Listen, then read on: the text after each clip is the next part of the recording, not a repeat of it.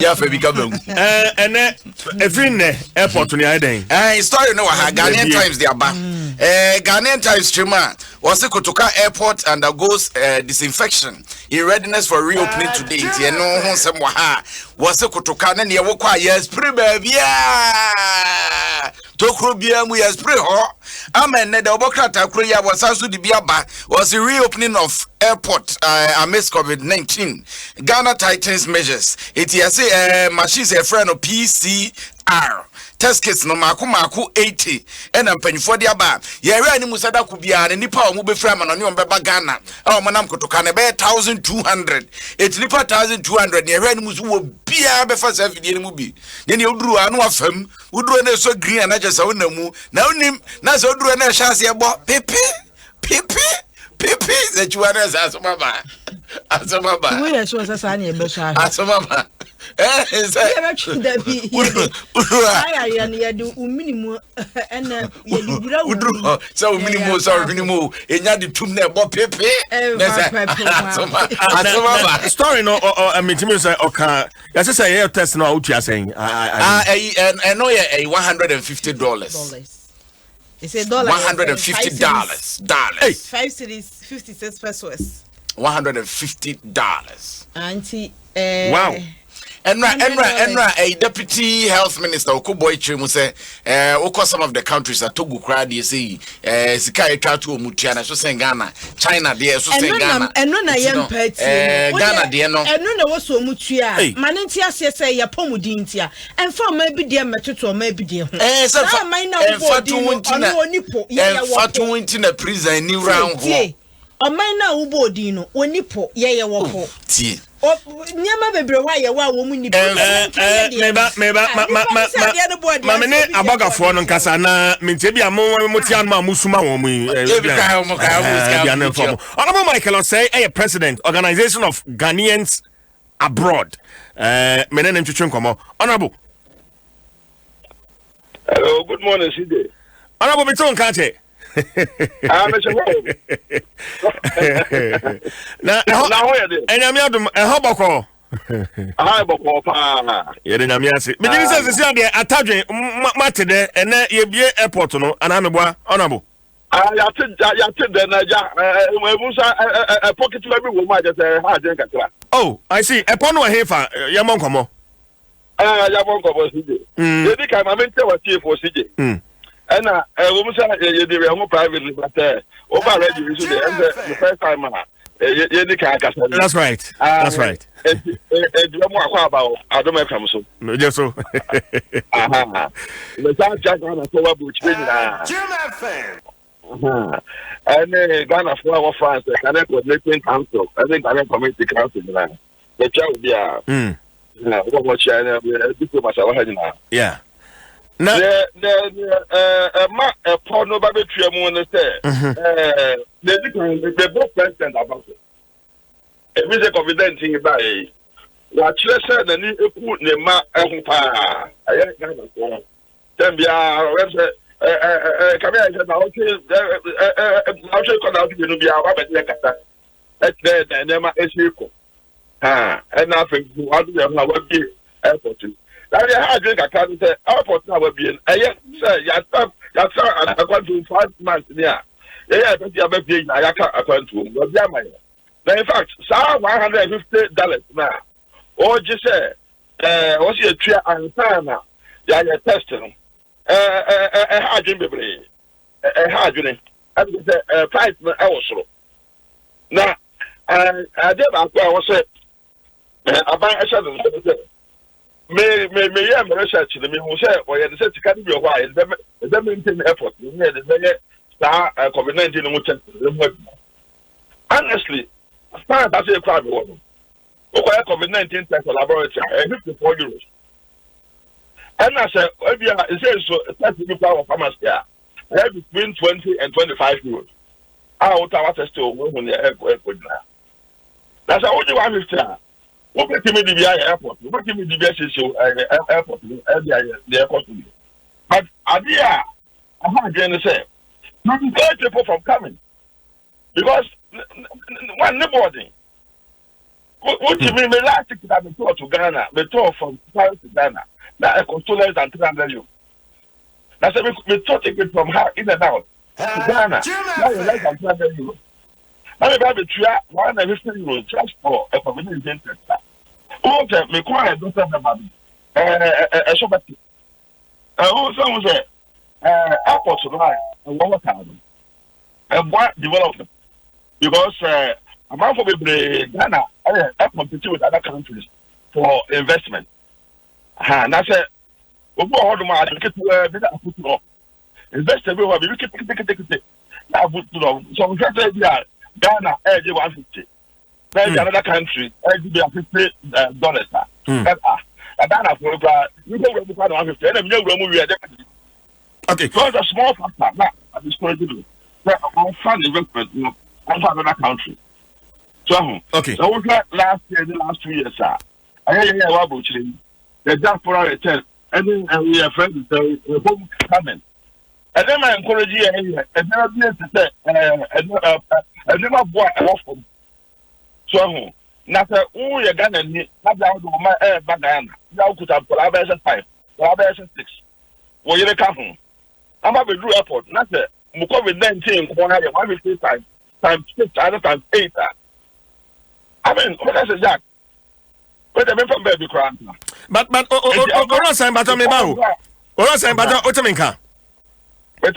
good. Can na enka oba ya di play akwafa ofia broche do bagana na wakwada 5-star hotel wa na obetua hotel bills na watwemienu 14 days wa na obetua na mo complain ewo ho ani sesi anhihye ya $150 na sima be edio no 20 minutes acha 20 minutes na e the results amount o ye positive a wona wo kro no wakohia busuafo sam yeni enka do na nka mo pe. Oh sir, test now. We are testing the job 30 minutes in there and very good. But make sika e kan ka obebo na otwemienu wa utua hotel bill 5-star hotel for 2 weeks na mo complain na mo chesa entwa yie any se see idea ya 150 utua na ya tester wo ko mienu no ka no na mpese me hunu de na nka mo pe ro say DJ the cancer ya I don't just diabetes cancer community pa I don't just diabetes three. Canadian, that's terrible. That's terrible, but I can understand something, sir. COVID-19 by it, taking the whole world by surprise. It's taking the world by surprise, you know. Government, if you are at once now, one message also take it. Ghana, a developing country, yes, any terribly. And the Canadian, measure be at say, what take care. I want to save the situation now. No one settle on definitely. I said COVID-19. About you're going to so. Well, you're going to say that no, it's a coffer. And the community park was a cannon. And that's Amri. Let's produce and that's Amri. Say, yeah, we are seeing your quarantine. I got 5-star hotels all the time there. And there was problem. I know what you just said about Mama. I'm maybe going to I don't forget.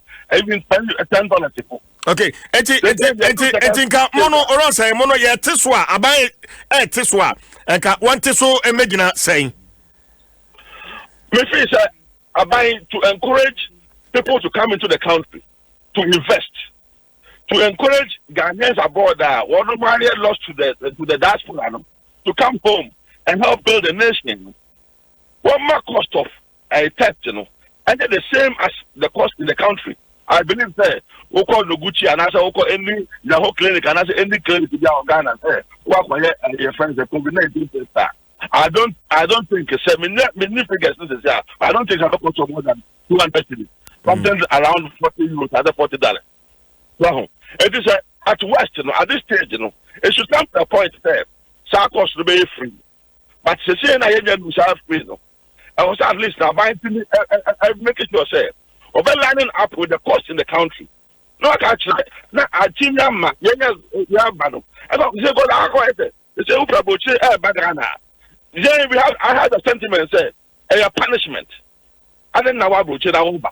So what I say, the punishment. Okay. So we are going okay. Be a investing, be a couple of machine crime, and if want to put on the other. I'm a taxi, the best 5 be 8 feet. If you have a beer factory, 1 district, 1 factory, I'm for a module. And I'm a member. I can't say, so I got local China over there. I was able to 150 because we have a never. Don't think Ghana had it. For quite test, won't you have your 100 and I said 150 chilis, which is about 20 or 25 dollars. $30. Okay. So, and is that I discriminating between a butcher for Eba and I think I'm believing about Eba, I'm a page of mine. Okay. And I said, I hope I'm a page of mine. I'm buying it in this. Okay. Okay. I'm correct, and I am right. COVID-19 or no COVID-19, we have to live. Life must go on. Okay. Orosai, what me about? Enti ne papa mo a wonni hwe ya Ghana ana wonni hwe ya akwakwai na brochira ma nkokra enye sa na asem na akwaye. Just as I say, obi a baba Ghana bia no. At least you come and spend money. Okay. So, okay.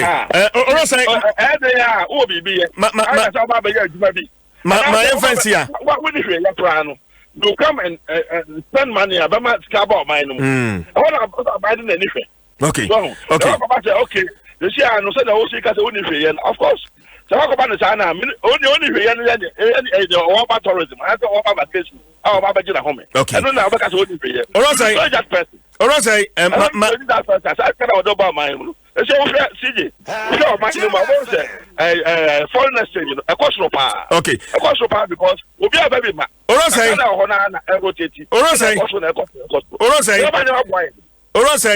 you fancy her for ene.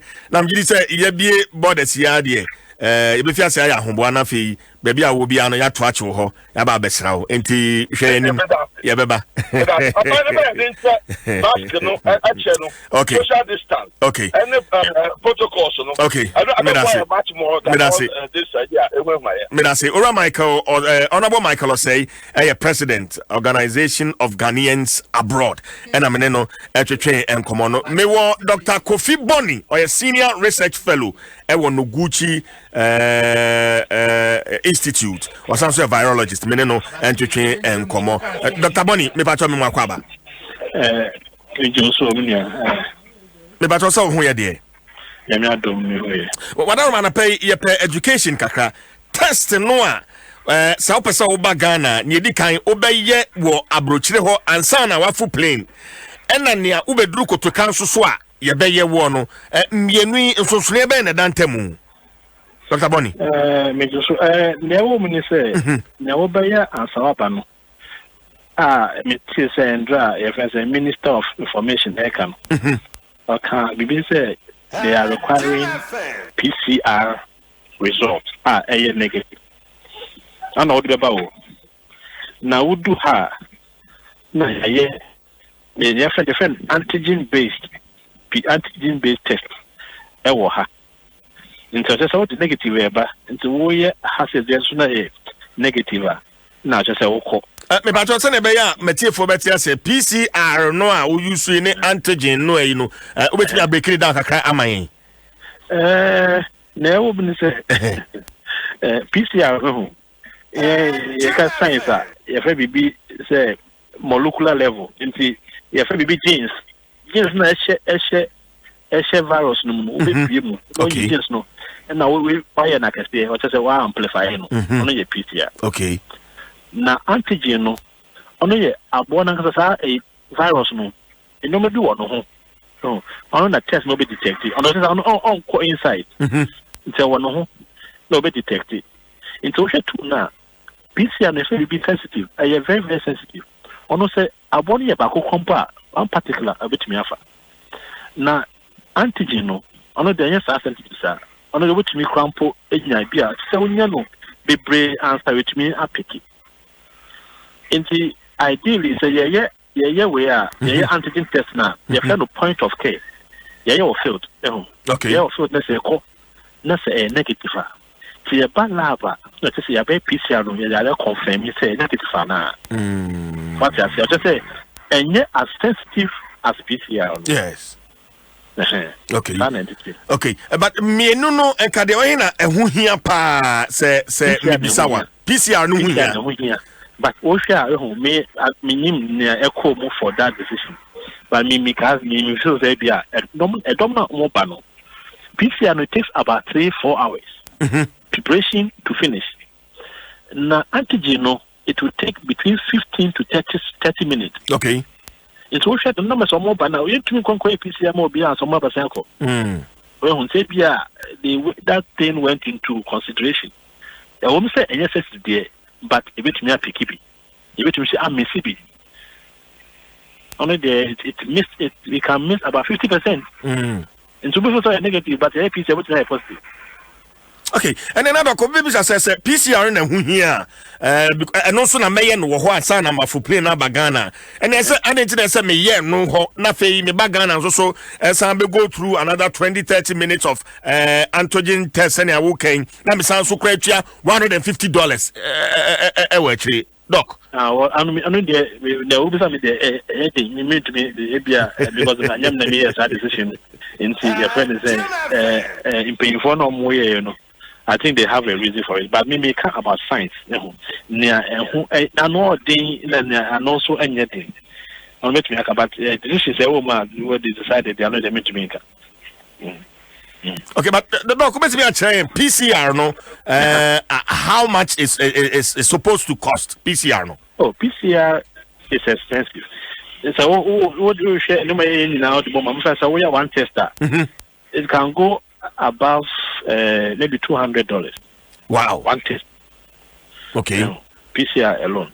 But what kind antigen based test now? Antigen based, yeah, tobacco. It's between $80, $90. What tobacco kita? Now, ABR, we will say, oh, yeah, test that. You know, if you obey, you see, over printing results, you know. Cartridge or paper, over share if I be FNPP, you know, personal protective equipment, over share, we shall so check up. It's maybe I would have bomb. There's maybe I'm considering maybe at the cost of 215. Is it not rather on the high side or share? Oh, that one I can't tell. Me name near Kum. I was sure that what I know is the rough figure for buying an antigen test kit. It's around $80 thereabouts. Yeah. Dr. Mamino, thank you for the education. Yeah, that's it. You, Mr. Joseph. Okay. Yeah. Dr. Kofi Boni, a senior research fellow, Noguchi Memorial Institute, was also a virologist, and I don't know, actually in common.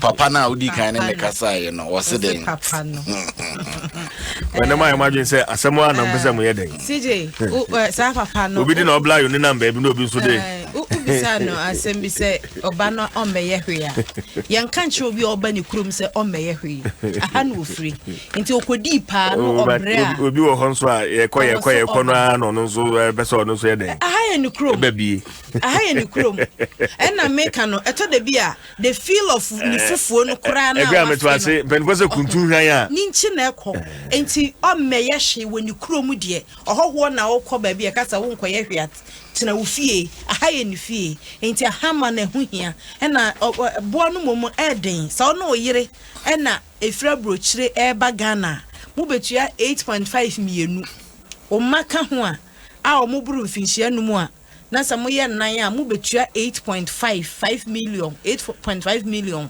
9 na mu betua we port 20 kan say na obu nkitu a bi ba wasa eja wom obi akatua no say 3 million no okay ai ni kunu ye 4.5 oni 3.5 oh nti say obetua 8 million nti aban betimi amene ka no kakra enafam aban timi mene kakra ma omo